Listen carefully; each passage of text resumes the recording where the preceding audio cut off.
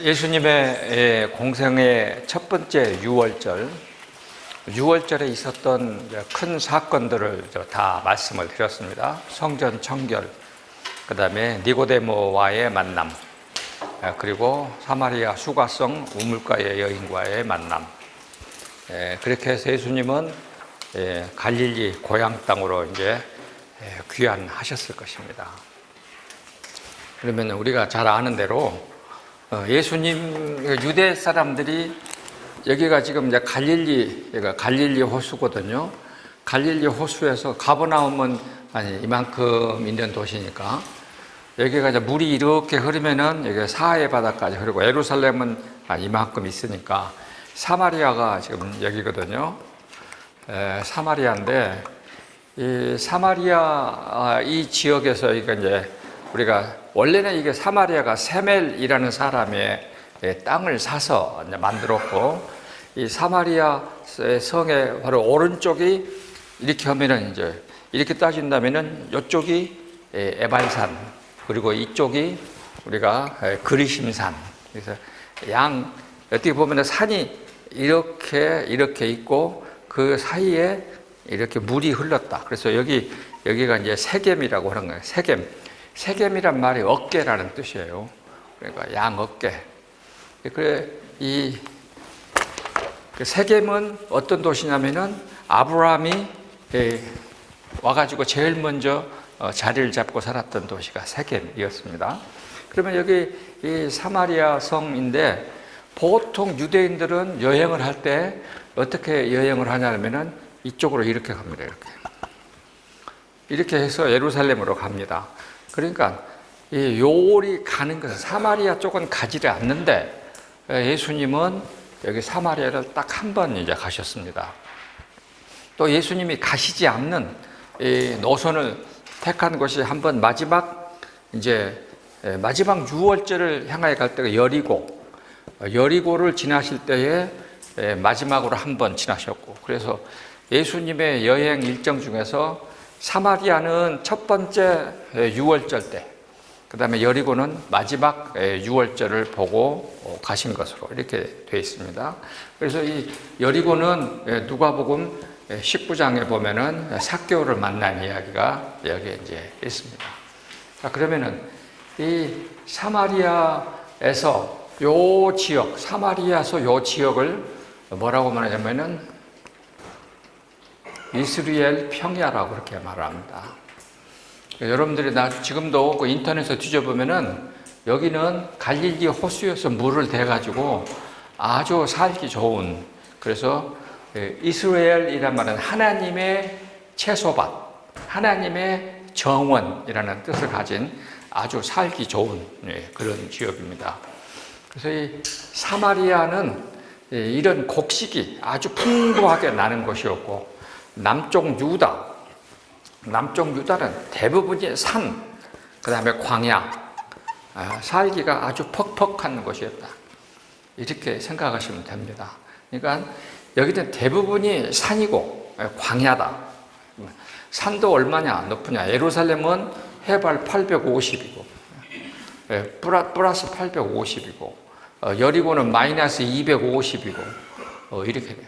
그 다음에 여기 이제 사해 바다는 마이너스 400에서 450이고 이렇게 지형적으로 되어 있습니다. 그러니까 여러분들이 이제 성경을 읽으시면서 제가 지도를 다 나눠드리고 지도를 머릿속에 담고 보는 것이 굉장히 중요하다는 얘기를 이래서 이제 말씀을 드리는 것입니다. 그래서 이제 출애굽 해가지고 여기 이제 모세와 온 식구들이 다 모여가지고 여기에서 큰 돌 비석에다가 이렇게 회를 발라가지고 하나님의 율법을 다 기록해가지고 에발산에서는 저주의 말씀을, 그리심산에서는 축복의 말씀을 서로 외치면서 민족 대단합을 가졌던 곳이 사마리아였습니다. 그러니까 이 사마리아는 실질적으로는 살기는 굉장히 좋은 곳이었습니다. 밑에 유다에 비해서는 살기가 훨씬 더 편한 곳이었습니다. 자, 그렇게 해가지고 지나서 이스라엘 평야를 지나고 여기에 이제 가나는 벌이라는 거예요.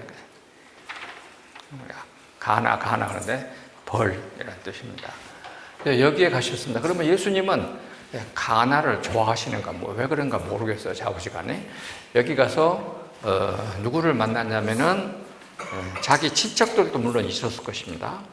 친척들도 분명히 있었을 것인데 가나의 첫 번째 물을 포도주로 바꾼 곳에 이제 가셨습니다. 자, 그러니까 이 요한복음에서 지난번에도 말씀드렸는데 가장 강조하는 사건이 뭐냐면은 요한복음 1장은 6명의 제자를 뽑는 얘기가 나와 있잖아요. 요한복음 1장은 그 6명의 제자를 뽑고 그 제자들과 함께 여기에 가셔서 물을 포도주로 바꿨단 말이에요. 그러니까 이렇게 해서 2장 1절에서 11절까지 물을 포도주로 바꾼 얘기가 요한복음에 이제 맨 앞에 나옵니다. 요 얘기는 뭐냐면은 요 물을 포도주로 바꾸는 변화의 기적이 예수님의 공생이 끝날 때까지 계속 이루어진다 하는 것입니다. 그래서 다른 사람은 어떻게 생각하는지 몰라도 저는 요한복음은 뭐냐?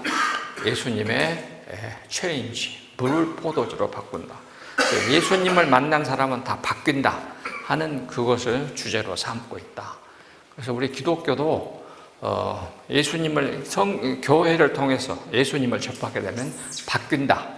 그래서 가장 중요한 개념이 바뀐다라고 하는 것이었습니다.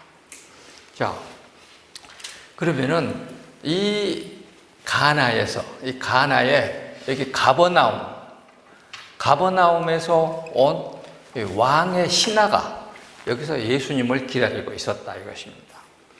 그러니까 가나에서 여기 가버나움까지는 40km 정도 되는 떨어진 거리였고, 당시 이 도보 여행이 오늘날 같이 편하지 않기 때문에 30km가 하루 여행길이었으면은 아마 40km는 아마 하루 반 정도는 걸렸을 것이라고 생각을 합니다. 그러니까 그러면은 이제 왕의 신하라고 나와 있습니다. 여기 이 왕이라고 했을 때 이 당시 팔레스타인의 왕은 헤롯입니다. 아버지 헤롯이 AD 4년에 죽었습니다. BC 29년에서 AD 4년까지. 그래서 헤롯이 죽고 헤롯의 땅을 4명의 아들이 나눠 가졌습니다. 근데 여기 첫 번째 아들이 아켈라오가 지금 예루살렘을 중심으로 한 지역을 받아가졌습니다. 그리고 여기 있는 이거는 헤롯 안디바는 여기 있었고, 이 안디바가 차지하는 그 성읍이 티베리우스. 우리말로는 티베리아라고 하는데 로마의 황제 이름이 티베리우스니까 그 황제를 기리는 이름에서 티베리아 이렇게 티베리우스라고 이렇게 했고, 그래서 이 갈릴리 호수도 그러니까 티베리우스 바다라고 부르기도 했습니다. 그러니까 이 도시가 여기가 티베리아라고 하는 도시가 여기에 이제 마을이 있어요. 이런 식으로 해서 당시는 로마의 통제를 받았기 때문에 로마의 황제를 높이는 그런 이름을 많이 했고, 그러면 이제 티베리우스는 조금 더 갈릴리에서 조금 더 위쪽으로 이렇게 여기가 있었는데 왕의 신하였다 이거예요. 그러니까 이제 그 왕이라고 할 때 헬라 말로는 바실리우스인데 바실리코스 했으니까 왕 옆에서 하는 왕의 측근이라고 해석을 하면 될 것입니다. 왕의 신하라는 말은 왕의 아주 측근 사람이었다, 이렇게 해석을 하면 될 거예요. 근데 자기 아들이 아프게 됐다. 그러면은 우리가 지금 생각해 보면 우리도 지금 권력 있고 나름대로 가진 거 있으면은 아이들이 아프다. 그러면 틀림없이 그때 당시 최고의 의술을 다 동원했을 것입니다. 그래서 여러분도 아는 대로 다 그 방법을 일단 따라가지 않겠습니까? 다. 우리나라에서도 이 선교사 알렌이 왔을 때에 알렌을 민비가 불렀어요. 그래서 왜 민비가 부르는가? 알렌은 민비를 가서 보고 온 이야기를 일기책에다가 자세하게 써놨습니다. 아주 자세하게. 그것이 글로 다 남아 있습니다. 그래가지고 여기 안대를 가리고 막 따라 들어갔더니 여기가 발이 쳐졌고 어느 방에 들어갔더니 자기는 커튼이라고 그랬어요. 커튼인데 틀림없이 발이 쳐져 있었거든요. 건너편에는 이제 임금님의 부인이 앉아 있었는데 이렇게 5인치 그러니까 10cm 정도 이만큼 그 발에가 구멍이 뚫려 있더라는 거예요. 그리고 손이 이렇게 나왔는데 비단으로 이렇게 감싸져 있고 이렇게 감싸져 있고 1인치 정도는 이게 살이 있는데 여기를 진맥을 해갖고 자기를 치료를 하라고 손이 나왔다는 거예요. 그러니까는 알렌이 우리 서양 의사들은 이렇게 대봐야 된다. 우리는 진맥을 못 온다. 그러니까는 그러면 내가 이 옷고름을 벗으란 말이냐? 그러니까는 알아서 하세요. 그래가지고 알렌이 일기책에다가는 나는 조선의 왕의 가슴을 보았노라 이렇게 써놨어요. 그러니까 민비가 보통 여자가 아닌 것 같아요. 아무튼 그런 일이 있었습니다. 그리고 이제 나중에 민비가 또 불렀어. 계속 가서 보니까 그게 뭐냐면은 민비가 낳은 아들이 이제 고자였어. 그래서 그걸 알렌에게 마지막으로 치료를 부탁했는데 알렌도 그건 나도 할 수 없다 이렇게 된 거 아닙니까? 그러니까 그 사건에 대해서 말해주듯이 아마 왕의 신하였기 때문에 당시에 자기 아들의 아픈 것을 온갖 방법으로 다 해봤을 것입니다. 그때 팔레스타인은 무당이 굉장히 많았으니까 그 무당 치료도 분명히 해봤을 것입니다. 그런데 우리나라에서도 한번 예수 귀신 불러다가 점 한번 쳐보자 했는데 그 예수 귀신이 와서 점 한번 쳤는데 병 나은 사람이 이기풍 목사의 부인이요. 나중에 이기풍 목사 부인이 됐습니다. 이제 이렇게 되거든요. 그러니까 아마 마지막에 가서는 그렇게 예수님을 찾는 길밖에 없다라고 하는 결론에 이르렀을 것이다. 그럼 왜 그 결론에 이르렀을까라고 한다면 예수님이 여기서 세례를 받으시고 세례를 받고 6명의 제자들과 함께 나사렛으로 갔다가 가나에 갔다가 요 사이에 가버나움으로 이사하기 전에 여기서 상당 기간 동안 여기를 온 땅을 뒤지고 다니면서 복음을 전했다. 그러니까 이 요한복음도 보고 누가복음도 보면은 갈릴리 온 지역을 다니면서 사람들로부터 칭송을 받았다 이렇게 기록이 되어 있으니까 분명히 헤롯 안디바 궁전에 있었던 사람들은 정치하는 사람들은 그런 것을 굉장히 중요시 여기니까 틀림없이 예수님에 대한 소식을 듣고 예수님이 많은 병을 고치신 것도 그때 봤고 들었고 직접 가보진 않았겠지만 그래서 예수님을 만나기로 했을 것이다. 첫째는 난 그렇게 생각합니다. 우리 상상력을 발휘해서 말하는데 이 상상력이 너무 지나치면 소설이 되지만은 충분히 가능한 상상력이. 두 번째는 아마 그 왕의 신하는 그러면 그 예수가 어디 계시니까 하고 어디 있다냐고 물어보니까 명절에 갔다 이거야 예루살렘으로. 그러면은 명절에 갔으면 자기 나름대로 계산을 했겠죠. 자 여기서 여기까지는 예루살렘까지는 이틀 꼬박 이틀을 가야 되냐 이틀 내지 3일을. 그러면 왕복으로 하면은 왕복 여행에 얼마가 냐 4일에서 5일 정도 혹은 3일에서 4일 정도 이렇게 필요했을 것이다. 4일에서 5일이 필요했을 것이다. 그러면 이 명절은 7일이거든요. 명절이 7일. 그러면 앞뒤로 가서 예수님이 여러 가지를 하셨으니까 한 10일 정도 여기에 계셨을 것이다. 그러면은 총달하면은 한 얼마입니까? 한 15일 정도 왕복 여행까지 하면은 왔다 갔다 했을 것이다 해서 아마 왕의 신하는 사람을 보내가지고 예루살렘에 가서 사람들을 만났을 것이다. 나는 그렇게 생각했습니다. 그래가지고 예수님이 어디 노선으로 돌아오는가를 알아봤을 것인데 예수님이 사마리아로, 우리말로 사마리아로 빠졌다. 우리말로 삼천포로 빠졌어. 지금 예수님이 삼천포로 빠지니까 왕의 신하는 사람들을 보내가지고 사마리아를 통과해서 가장 먼저 만나는 도시가 가나일 것이다 라고 판단하고 가나에 가서 기다렸을 것이다. 그러니까 그런 예수님의 일정을 사전에 파악할 수 있을 정도면은 상당한 정보력을 가지고 있는 부하들이 많이 있었을 것이다 생각을 해봅니다. 근데 그건 왕의 신하니까 가능하겠죠. 많은 노선을 통해서 그렇게 했을 것입니다. 그 가나에서 예수님을 만나게 됐습니다. 자, 그러면 그때 당시에 성경에 여러분들이 보면은 예수님의 질병 치료에 관한 얘기가 오늘은 지금 이 질병 치료가 2번 나옵니다. 그러니까 이 요한복음에는 질병 치료가 3번 나와요. 지금 여기 한번 나오죠.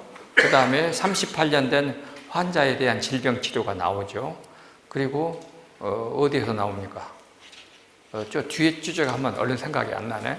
그러니까 마태, 마가, 공관복음에는 예수님의 질병 치료가 굉장히 많이 나옵니다. 그리고 구체적으로 어떻게 치료하셨는가가 나옵니다. 제가 그거를 별도로 다 정리를 해놨는데 그냥 여기 목사님들한테만 나중에 나눠드리고 목사님 아닌 분들은 그냥 들으세요. 그러니까 예수님은 이 질병 치료를 위해서 어떻게 했느냐? 유대 사회에서는 그래서 나병이나 유출병이나 피부병 있는 사람에게서는 절대로 몸에다가 손을 대면 안 됩니다. 그게 율법이요.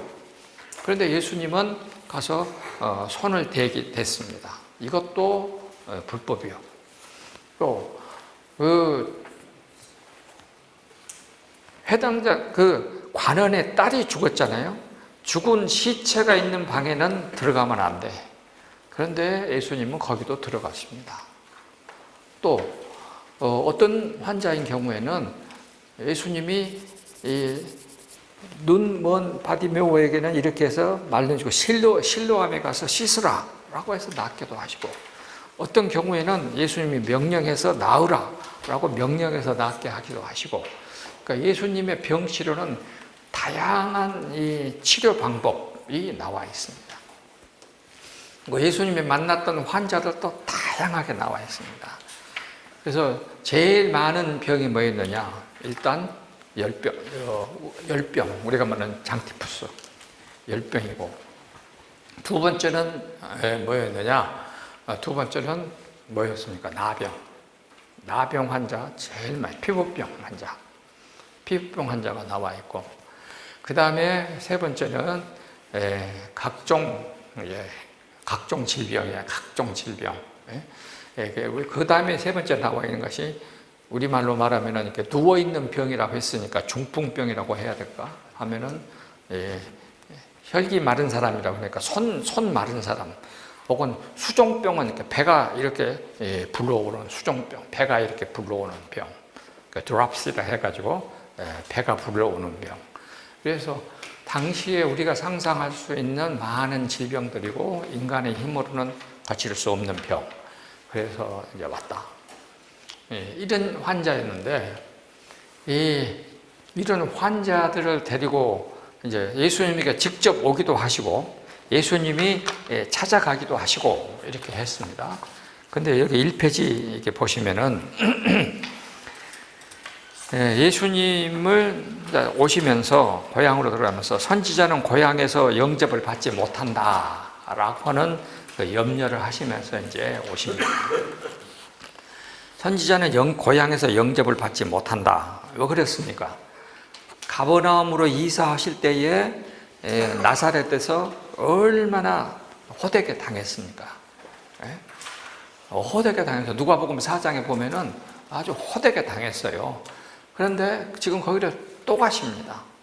그래서 가나를 통해서 아마 나사렛으로 해서 아마 가셨을 것이 틀림없는데, 예수님이 갈릴리로 돌아가시면서 고향에서는 내가 거부받는다 하는 것이었습니다. 그런데 거기 보면은 이 뜻밖에도 이번에는 영접하다, 데코마이라고 그랬거든요. 여러분 그 1페이지 오른쪽 밑에 보면은 예상 밖의 영접이었다 그렇게 되거든요.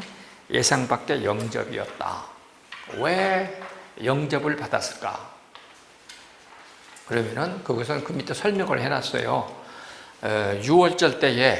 지난 6월절 때에 예수님이 예루살렘에서 성전 청결도 하시고, 그 다음에 니고데모를 개종했다는 이야기도 들렸을 것이고, 그리고 일주일 동안 예수님이 예루살렘 성전에서 요즘 말로 말하면 아이돌로 그냥 확 부각돼가지고 많은 사람들이 예수님 얘기를 하는 걸 보고, 사람들이 예수님을 보았기 때문에 믿었다. 자, 그러면 이제 우리가 보고 믿는다 라고 하는 것이 진짜 믿는 것인가? 왜 그러냐면은 예수님을 보았다고 믿었다고 했던 그 요한복음에 나와 있는 그 사람들이 나중에 예수님을 죽이라고 했거든. 그 사람들이요. 그러니까 예수님이 하시는 그런 기적적인 일을 보고 믿었다, 영접했다. 근데 그 사람들이 예수님을 나중에 배반했어요. 우리가 그거는 확실히 알고 넘어가야 됩니다. 그래서 보고 믿는다 라고 하는 것이 진짜로 믿는 것인가 하는 얘기입니다. 믿으려면은 우리가 성경에서 그랬기 때문에 믿음은 보고 믿는다가 아니고, 믿음은 무엇이라고? 듣고 믿는다. 그러니까 믿음은 보고 믿는다가 아니고 듣고 믿는다. 이게 차이입니다. 여러분이나 다 마찬가지입니다. 보고 믿는다는 그것은 믿음이 아닙니다. 다시 말씀드립니다. 아브라함이 하나님이 말씀을 하시니까 믿었습니다. 듣고 믿었습니다. 그래서 이 듣고 믿는다는 것은 왜 중요하냐면은 하나님을 말씀하시는 존재로, 나는 듣는 존재로, 그래서 하나님과 나를 구별시키는 것이 이게 말씀하시는 하나님, 듣는 사람, 이 관계입니다. 근데 보고 믿는다는 것은 뭡니까? 하나님이 하시는 일을 내가 옆에서 보는 것이니까 맘먹으려고 한다. 그러니까 보고 믿는 것은 하나님과 동등으로 가려고 하는 태도고, 듣고 믿는 것은 나는 하나님께서 말씀하시면 나는 밑에서 고개 숙여서 듣는 사람입니다 라고 하는 구별인 것입니다. 또 듣고 믿는다, 듣는다는 뭐냐면은, 듣는다는 우리가 듣고 판단한다는 이 말이 어디에 있냐면 우리의 마음입니다. 이것은 마음에서 나오는 것입니다. 그래서 우리가 늘 강조했듯이 마음이라는 것은 뭐냐? 시편 33편 15절, 하나님이 스가랴서 12장 1절, 마음은 하나님이 우리에게 심령 창조해 주신 하나님의 창조물이요. 그래서 하나님은 우리에게 세 가지를 창조하셨다고 그랬습니다. 첫 번째는 뭐예요? 물질 창조. 두 번째는 마음 창조. 세 번째는 구원 창조. 그래서 하나님은 우리에게 세 가지를 창조해 주십니다. 그리고 하나님은 우리 마음에다가 뭘 보내느냐? 하나님의 영을 보내는 것입니다. 그래서 영이 마음에 거주하게 만들어. 그래서 이 성령이 우리 마음에 거주하시면, 나는 이걸 이렇게 표현하고 싶어요. 우리가 컴퓨터를 보면은 컴퓨터 칩이 심어져 있어야 될 것 아닙니까? 옛날에 우리나라 256 KDL 메모리가 나왔을 때 그 난리가 떨었어요. 그러면 그것을 받으려면 성령님은 우리말에 컴퓨터 칩같이 심겨져 있는 기본 내장 칩이요. 그래야 하나님의 말씀이 들어오면 그것이 읽어지고 해석이 되는 것입니다. 이렇게 이해하면 아주 쉬울 것 같아요. 요즘 용어로 치면은. 그러니까 성령님은 하나님이 우리의 성경의 저자이셔. 하나님의 말씀을 모아놓은 사람이 모아놓으신 존재가 성령님이셔. 성령님이 우리 마음에 거하시면 하나님이 하시는 말씀과 코드가 맞아갖고 해석이 된다 이 말입니다. 이렇게 되면 이제 요즘으로 아주 쉬울 것 같아요. 그래서 하나님은 우리가 하나님은 절대 자기 자신을 우리에게 보여주시지 않습니다. 하나님은 어디에 자기 자신을 나타내느냐? 자연 속에 나타내요. 자연에. 하나님은 자연 속에 자기 하시는 일을 나타낸다고 그랬어요. 창세기 로마서 1장 20절에 보면은 하나님의 만드신 그의 영원하신 능력과 신성이 그 만드신 만물에 분명히 보여 알려져 있다. 이렇게 1장 20절에. 하나님은 자기 자신을 자연 속에다가 만들어 놓으셨다고 그랬어요. 그러니까 우리는 자연을 보면서 하나님을 읽는 것입니다. 그러나 진짜는 하나님의 영이 우리 마음속에 계셔서 마음으로 하나님을 읽는 것입니다. 이렇게 해서 마음으로 하나님의 말씀을 듣고 우리가 생각하고, 그래서 우리가 보고 믿는 것이 아니고 듣고 믿는다. 확실하게 하셔야 됩니다. 자, 그러면은 여기 이 사람들, 예수님이 예루살렘에서 오순절 때 했던 것들을 이제 다 그랬어요.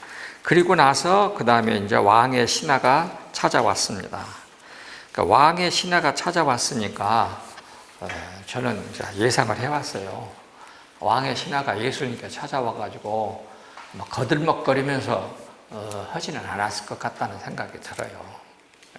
그러니까 왕의 신하로서 자기의 고위직 관료로서의 코를 자세를 낮추게 할 수 있는 것은 아들의 죽을 병이라고 하는 이 가시가 목에 걸렸기 때문에 그렇다. 그렇게 생각합니다. 그러니까 여러분들도 그럴 일이 없기를 바라지만은 그 정도 되면은 이제 되는 것입니다. 자, 그래서 지금 이 왕의 신하라고 하는 것은 뭐였을까? 제가 지금 여기 그 위에 1페이지 위에 써놓은 글을 내가 써놓고도 참 잘 썼다 생각이 들어요. 거기 보면은요, 그 명절에 거기서부터 한번 읽읍시다. 명절에 예루살렘을 찾으셨던 예수님의 행보는 고향 갈릴리 사람들에게는 목수 요셉의 아들 야고보, 요한, 유다, 시몬의 형에서 그리스도로 온 이스라엘이 오래 기다리던 메시아로 인식을 바꾸게 하는 인식 변화를 이끄는 신호등 바꾸기였다고 볼 수 있다. 그러나 빨간 신호등이 파란 신호등으로 바꾸어지기까지는 여러 차례의 왕복 여행이 필요했다. 예수님의 첫 번째 6월절 왕복 여행의 결과는 갈릴리에서 효과적으로 나타났고 갈릴리 가나에서 일어났다. 물이 포도주로 바뀌었고 사람들은 흥에 겨웠겠지만 물에서 포도주로 바뀐 사람은 왕의 신하였다. 물이 포도주로 바뀔 수 있도록 열을 내주는 효모는 믿음이었다. 그러니까 믿음이라고 하는 것이 사람을 바꾸게 하는 것이다. 듣고 믿으면 바뀐다. 근데 보고는 이렇게 보고 믿어지지는 않는다 하는 것이었습니다. 자, 그러면 예수님은 1페이지 밑에 왕의 신하를 만나서 이제 나눈 대화입니다. 제가 지난번에 말씀했죠. 니고데모 얘기도 말했고, 그러니까 니고데모의 얘기를 가만히 보세요. 그 읽어보면은 끊임없이 두 사람 간의 대화입니다. 저는 최근에 성경을 이제 이렇게 한 몇 년 사이에 읽으면서 성경은 하나님이 사람과 끊임없이 나누시는 대화의 책이다라는 결론에 이르렀습니다. 성경은 전체적으로 그래요. 그러니까 하나님이 아담과 대화하시고 아브라함과 대화하시고 그리고 그 후에 나타나는 모든 믿음의 선배들과 끊임없이 대화하시는 이야기입니다. 이 성경이. 성경은 그렇게 읽으시는 것이 훨씬 더 좋습니다. 자, 그래서 왕의 신하가 예수님께 와서 제 아들이 병들었습니다. 가버나움에서 그렇습니다. 저와 함께 빨리 가버나움으로 가셔갖고 제 아들을 치료해 주시기 바랍니다. 분명히 그렇게 말했겠죠. 그러니까 아마 이 얘기를 들어보면 왕의 신하는 예수님을 빨리 모셔갈 수 있는 마차 내지는 어떻게 보면 요즘 말로 운반 도구를 리무진 캐딜락을 준비하고 지금 기다리고 있었을 것이라고 생각이 들어요. 안 그러겠습니까? 아들이 지금 죽게 생겼는데 이게 비싼 돈 내가지고 렌트 해갔든지 아니면 자기 거든지 분명히 예수님을 빠른 시간 안에 가버나움까지 모시고 갈 수 있는 그런 운송 도구도 가지고 계셨을 것이다 생각을 합니다. 그렇게 성경을 읽으면 상상력이 막 발동이 돼요. 그렇게. 자, 그러면은 예수님은 뭐라고 하냐? 너희들은 표적과 기사를 보지 않으면 도저히 믿으려고 하지 않는구나 라고 핀잔을 주셨습니다. 여기 표적, 기사 나와 있습니다. 성경에 나와 있는 예수님이 하시는 모든 일은 이렇게 이제 구별이 됩니다. 표적은 영어로 하면은 사인이고, 기사는 영어로 하면은 wonder, 놀랍게 하는 거. 그렇습니다. 그러니까 이 wonder는 영어에 우리가 이 말 있잖아요. terrible, 우리 두렵게, terrify, terrors. 그러니까 우리를 아주 깜짝 놀라게 한다. 정신 차릴 수 없을 만큼 깜짝 놀라게 하는 것은 이 기사라고 말합니다. 영어에 보면 다 이거는 이렇게 해석하면 돼요. 그러니까 헬라 말로는 terrors, 우리가 말하는 테러, 이런 공포스러울 정도의 놀라움, 이런 것들은 전부 다 그러니까 예수님이 물 위로 걸어가셨다. 여기에 속하는 것입니다. 그 다음에 사인은 무엇에 대한 상징이요. 그러니까 예수님이 지금 유대인들에게는 메시아인가? 라고 기다리고 있잖아요. 그러면 메시아 같은, 자기들이 기대하는 그 기대에 부응하는 행동을 하셨을 때에 메시아다고 생각을 하는 겁니다. 그러니까 그런 의미의 상징을 하는 거예요. 이걸 세메이온이라고 그러는데, 그래서 예수님이 하시는 일은 요거는 거의 하지 않았어요. 예수님은 메시아로서 하실 일을 주로 상징으로 계속 다 말씀을 했어요. 그래서 표적이 아니고 이거는 시그눔, 가르치는 거. 너희들이 내가 하는 걸 보고 메시아를 가리키는 손가락을 메시아 쪽으로 한다. 이런 표현입니다. 그렇게 하니까 아는구나 하고서 예수님이 아마 그 왕의 신하에 간절한 그런 마음을 읽으셨을 것 같아요. 여기는 제가 쓰지 않았지만 분명히 예수님을 모시고 갈 빠른 운송 도구를 갖춰놨을 거라고. 마차를 분명히 마련해 놨을 거예요. 그러니까 그 정도의 아버지가 준비했다면 됐다 생각하는 것이요. 그래서 가라, 너의 아들이 살았다. 그런데 예수님의 말씀을 듣고 혼자서 되돌아갔다. 여러분들 같으면 이렇게 하겠습니까? 아마 모르긴 하지만은 자기 부인한테 여보, 내가 가서 예수님 꼭 수배해갖고 데리고 올게. 틀림없어. 기다려봐. 그랬는데 지금 이제 혼자 빈 털터리로 갔잖아요. 그러니까 우리가 믿음이라고 하는 것이 바로 요거거든요.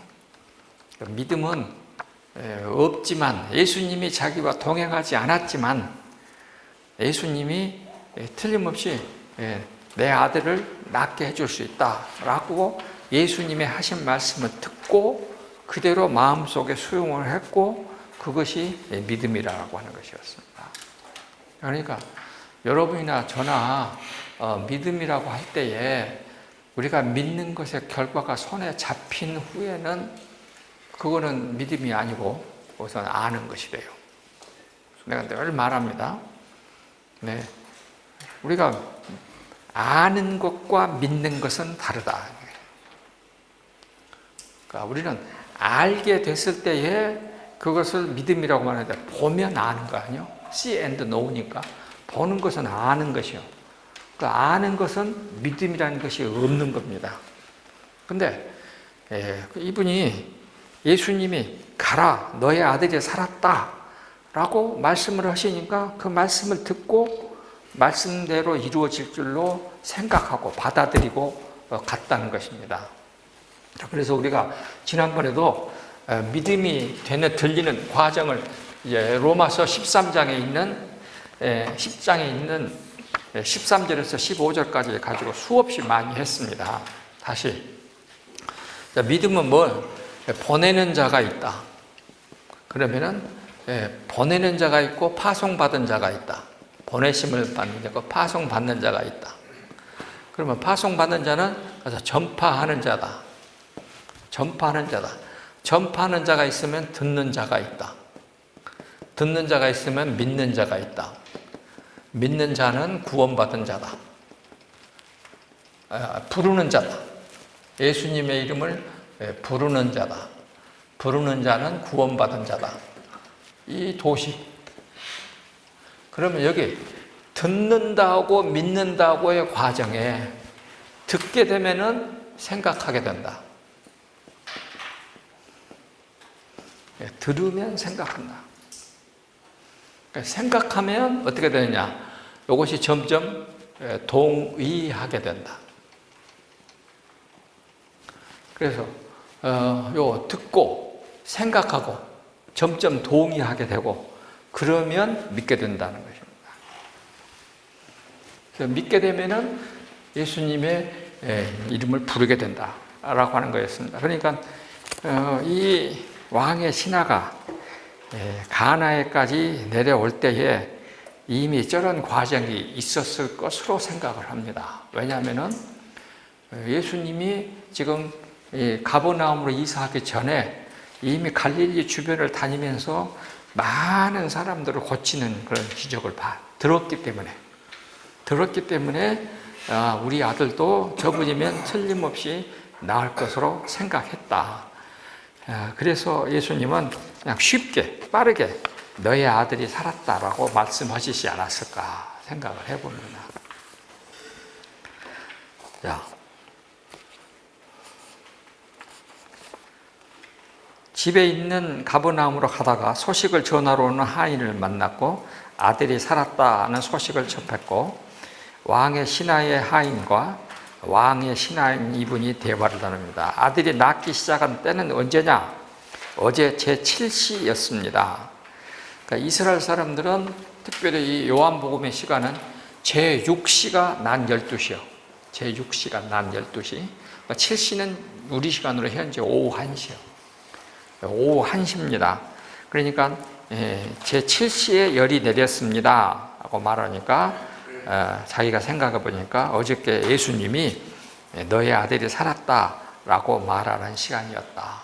그러면은 지금 여기 보면은 이 가나에서 거의 하루 정도의 거리를 갔으니까 상당히 물론 가운데 잠도 잤겠지만은 상당한 거리를 가는 동안에 이 왕의 신하는 마음속에 온갖 생각이 다 있었겠지만은 예수님의 분명히 있다. 그러면 난 생각해 봅니다. 이 왕의 신하가 왜 그렇게 빨리 예수님이 하시는 말씀을 믿고 그냥 갔을까? 왜 믿고 갔을까 하는 겁니다.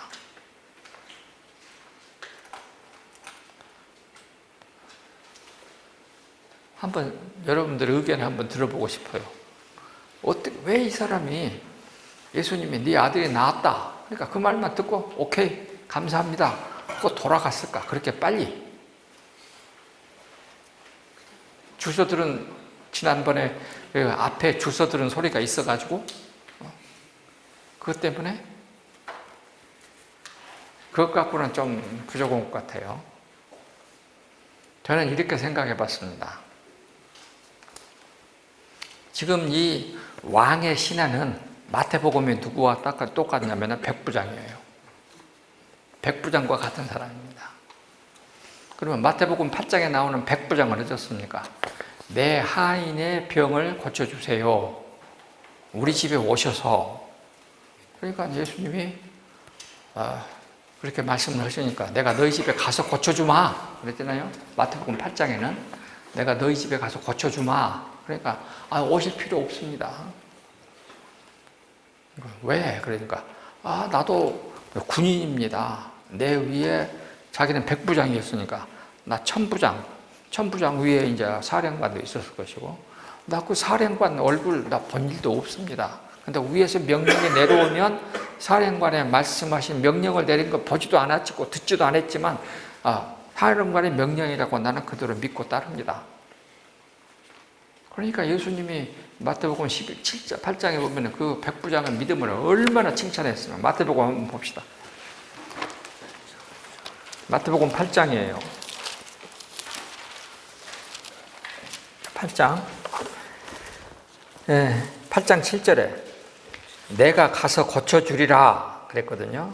그랬더니 백부장이 대답하여 이르되 8절에 가면은 내 집에 들어오심을 나는 감당하지 못하겠나이다. 다만 말씀으로만 하시옵소서. 그러면 내 한이 낫겠사옵니다. 그리고서 9절에 이제 나도 남의 수하에 있는 사람이요 내 아래에도 군사가 있으니 이더러 가라 하면 가고 저더러 오라 하면 오고 내 종더러 이것을 하라 하면 하나이다. 그러니까 예수님이 놀랍게 여기서 그랬거든요.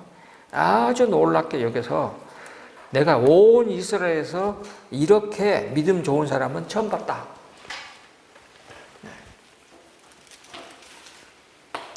그러니까 성경에서 믿음이 있다라고 하는 사람에 대한 칭찬을 했냐?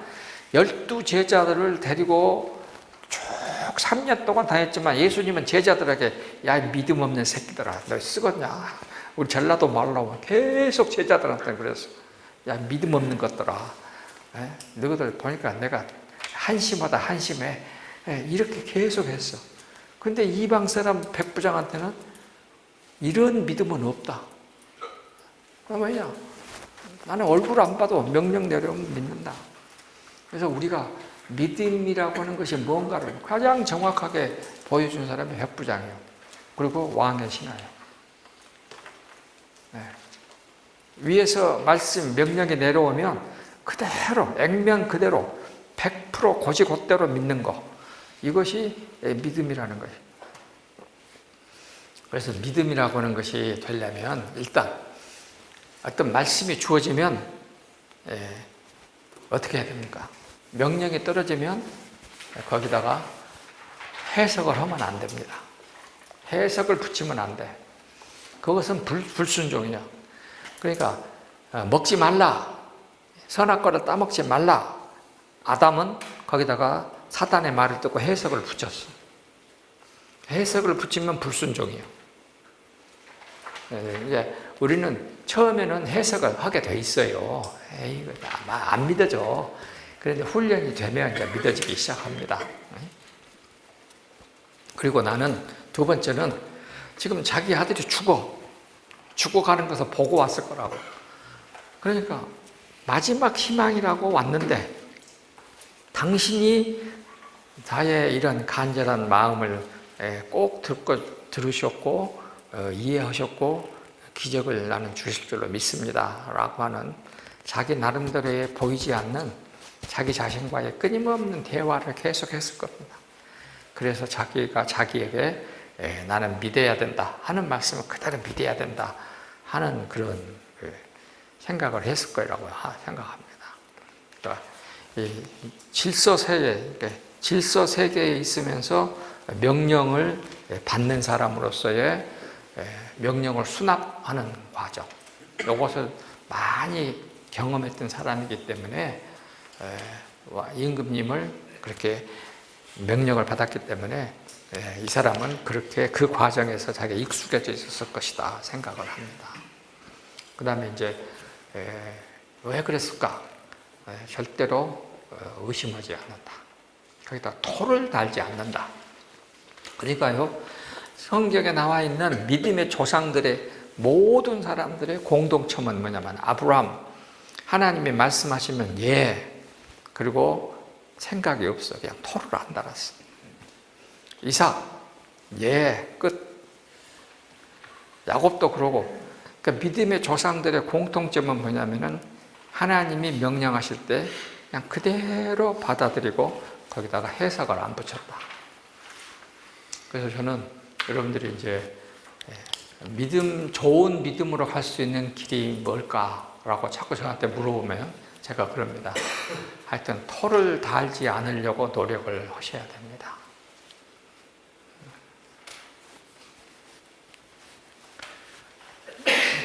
우리 보세요.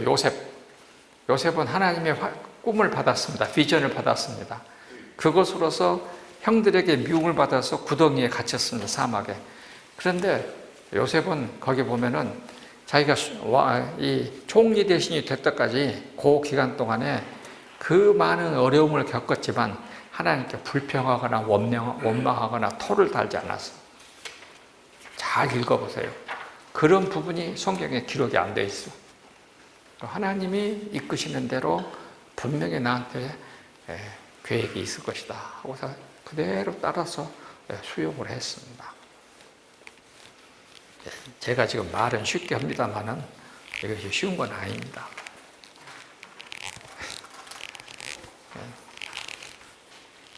하여튼 제 친구 하나가 지난번에 말씀드렸지만, 야, 너는 성경에 믿으시냐? 믿어줘. 그랬더니 참 이상하다. 참 이상하다. 이게 믿는다는 것입니다. 자, 이제 일단 거기까지 했습니다. 자, 그러면은 왕의 신하로서 이 사람은 어찌 됐을까 하는 것입니다. 왕의 신하로서 이 사람은 어찌 됐을까? 여러분 어떻게 생각합니까? 왕의 신하 자리를 계속 유지했을까요? 그렇게 생각되죠? 왕의 신하로서의 사회적 지위를 분명히 상실했을 것입니다. 분명히 상실했을 겁니다. 그리고 그 지위를 내려놓고 나중에 온 집안이 예수님을 믿는 집안으로 분명히 바뀌어졌을 것입니다. 분명히 그랬을 것입니다. 그러니까 왜 그랬냐 하면은 당시 이 왕의 측근, 최측근에까지 올라갔던 사람이 당시에 가장 이상스러운 사람으로 우리말로 말하면은 아주 역적 반역자 중에 최고의 반역자 같은 그런 사람을 가까이 했다 하는 것은 왕의 신하로서의 지위를 포기하는 것이었다라고 생각하는 것입니다. 자, 그래서 쭉 그 얘기들이 2페이지, 3페이지까지 다 읽었습니다. 자, 그래서 3페이지 갑니다.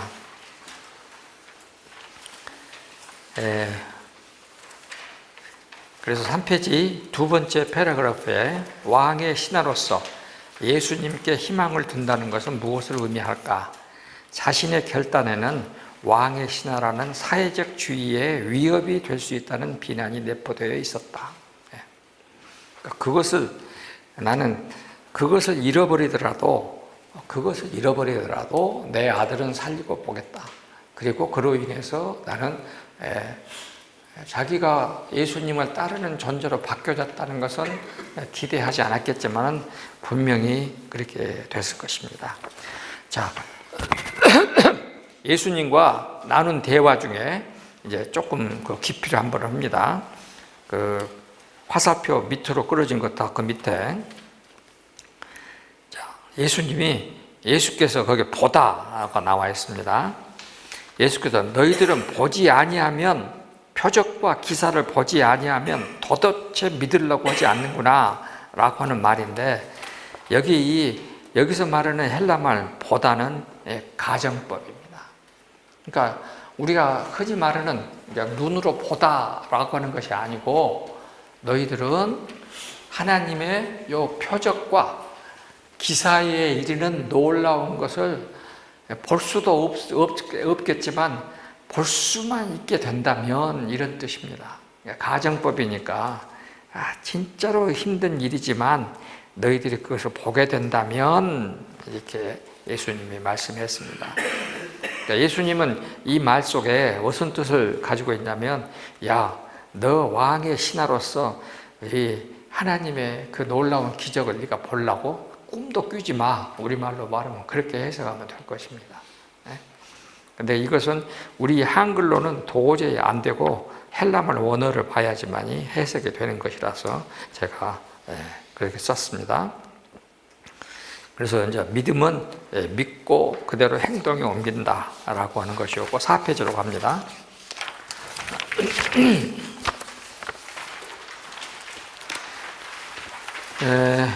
왕의 신하는 니고데모에 이어서 유대인 고위직 관리로서 예수님을 만난 두 번째 사람이었다. 그는 하인의 중풍병을 치료해 주시도록 예수님을 찾아왔던 로마의 백부장과 같은 사람이었다. 왕의 신하와 백부장의 공통점은 예수님의 말씀을 듣고 믿고 행동으로 이어지는 유형의 사람이었다.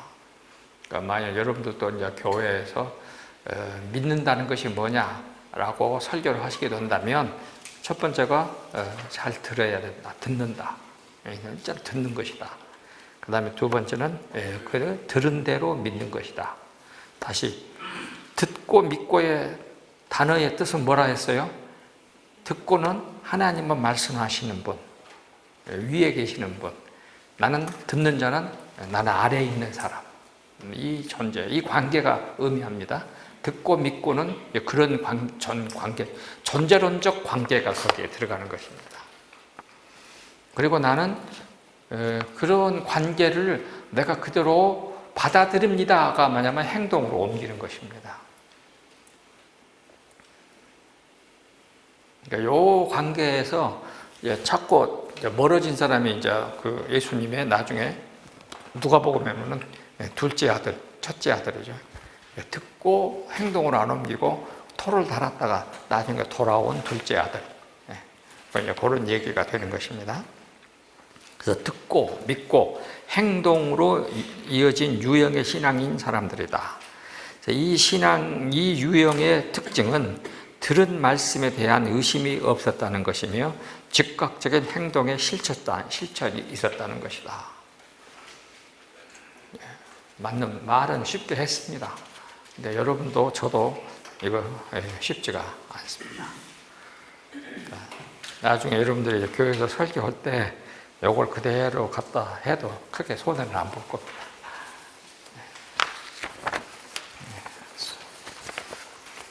자, 그 다음에 벌써 1시간 했나? 5분간 휴식. 5분간 휴식.